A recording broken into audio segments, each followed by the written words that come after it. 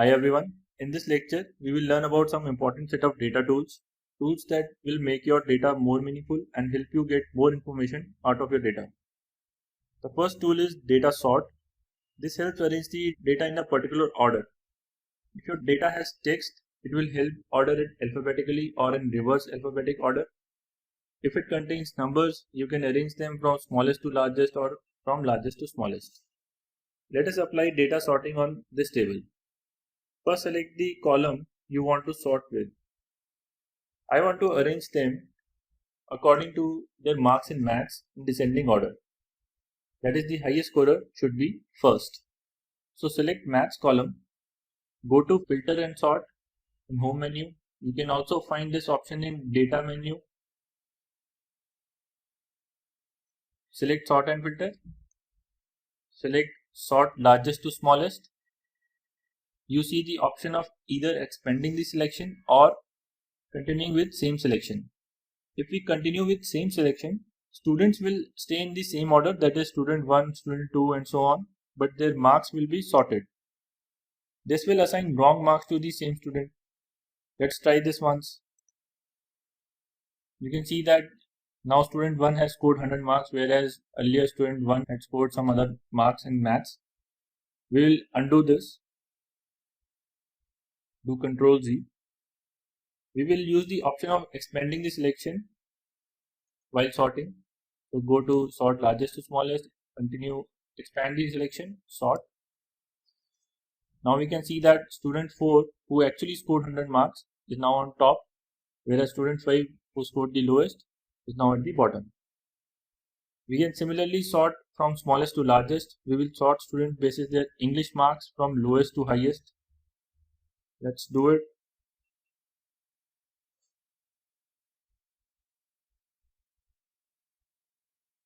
We can see student 5 is now in first row with lowest marks and student 1 is in last row with highest marks.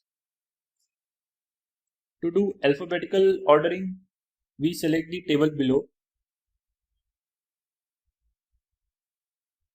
Go to sort and filter. Click on sort A to Z.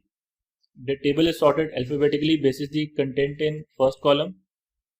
To sort from Z to A, select the other option. You can see that the order is reversed.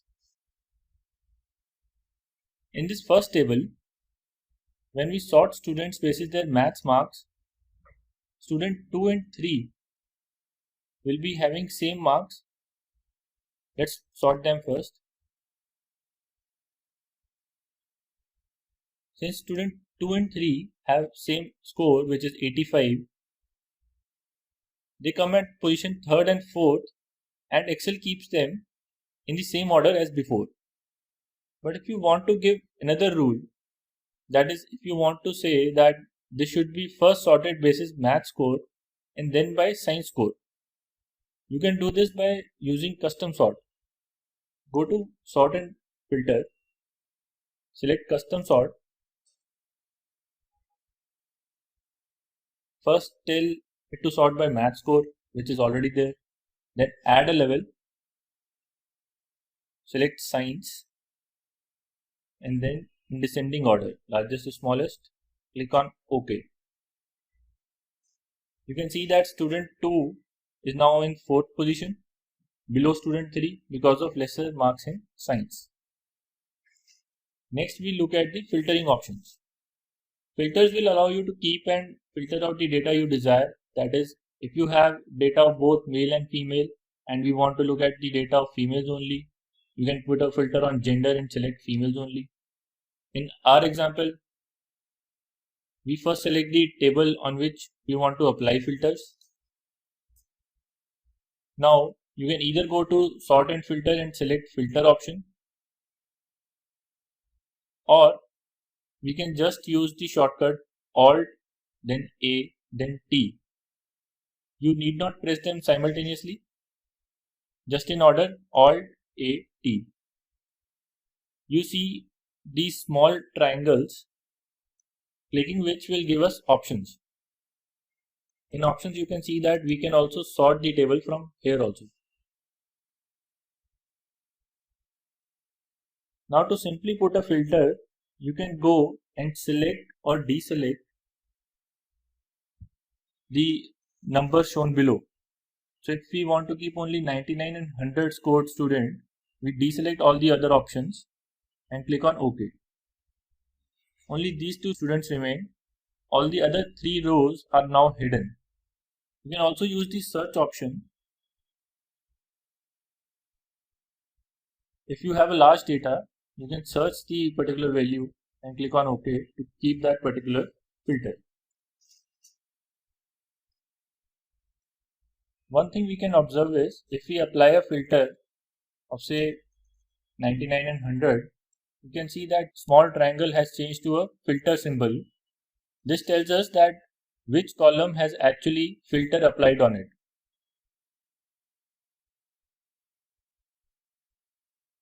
Another thing to observe is if the column has numbers, the option when you click the small triangle says number filters, and if the column contains text, the option says text filters. So let us first go through the number filters. We select the small triangle on maths marks. There are several number filters available.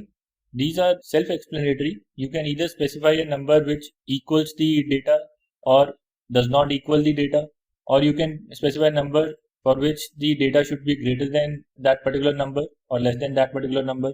For our example, we will use the greater than filter. Let us click on greater than. Maths is greater than 80. What this will do is, it will keep the data only of students who have actually scored more than 80 marks. Similarly, we can look at the text filters. In text filters, we have fewer options which say equals or does not equal, where we can give a particular string and it will match if that string is exactly same in our data set. The other option is begins with or ends with, where it will just check that the data in the column actually begins with the string that we have provided. Similarly, there is a contains option which says that all those rows of data will remain which contain the string that we have provided. I will suggest you to explore these on your own. If the column contains both numbers and alphabets, custom sort filter can be used, as it shows both options of text filters as well as number filters. For now, let us just put a custom filter on maths marks only. Let us go to custom filter, and first we will put a greater than filter of 75 marks and a filter of less than 90 marks.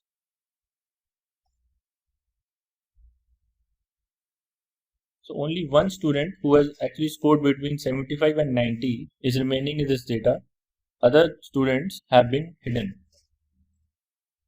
Next up is data validations. Data validation is used to prevent wrong inputs during data entry. Suppose we float a sheet to gather customer or student data. We want certain validations such as phone number field should contain only numbers, date of birth should not be older than 1920, etc.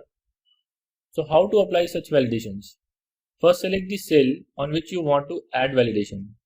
So if we are adding a new subject scores here, we want these cells to have numerical values between 0 and 100. So select these cells, go to data, click on data validation. In the allow drop down option, select whole number and mention minimum as 0 and maximum value is 100.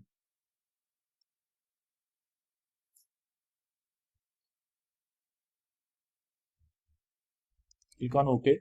Now whenever we will try adding a larger number, it will give us some error message. Let us see.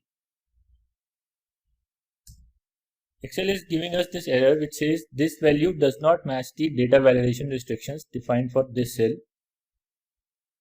We retry and enter a genuine number, that will be allowed. Similarly, for the name of subject, if we have a fixed list of subjects, we can give a list validation.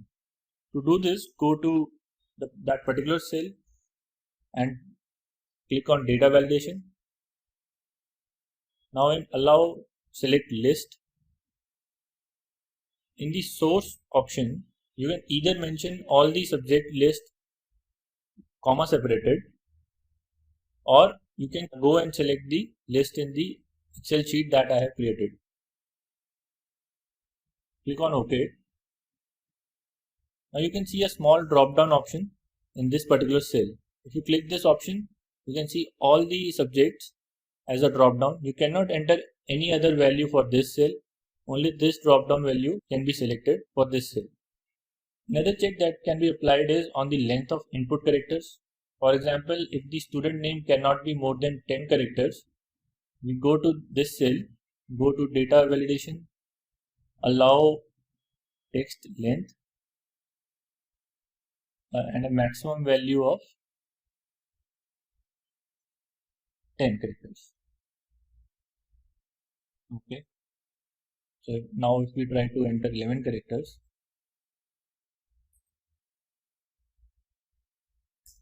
it will give us this error prompt. In the data validation options, two other tabs are also available. These are the input message and error alert tabs. Input message will be displayed when the user is inputting the data, and error alert comes up when user has already broken the rule that we have defined. Let us customize these two messages and see. For input message, we give a title of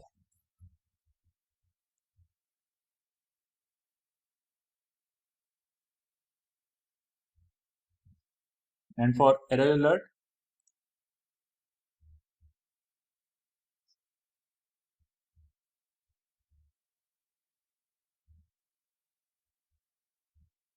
title will be error in data entry and message will be please enter score between 0 and 100. You can choose the icon that you want to get in the error message. I'll use the warning sign. Okay. Now in this cell, you see that whenever this cell is selected, the input message will be shown, and whenever you break the rule, so probably I forgot to mention the rule. Let's go and mention the rule first. Allow whole number between 0 and 100. Let's check if the input message is still there. Yes, error alert is still there. Okay. Now let us enter 110. Enter. This is the custom message that we told it to show.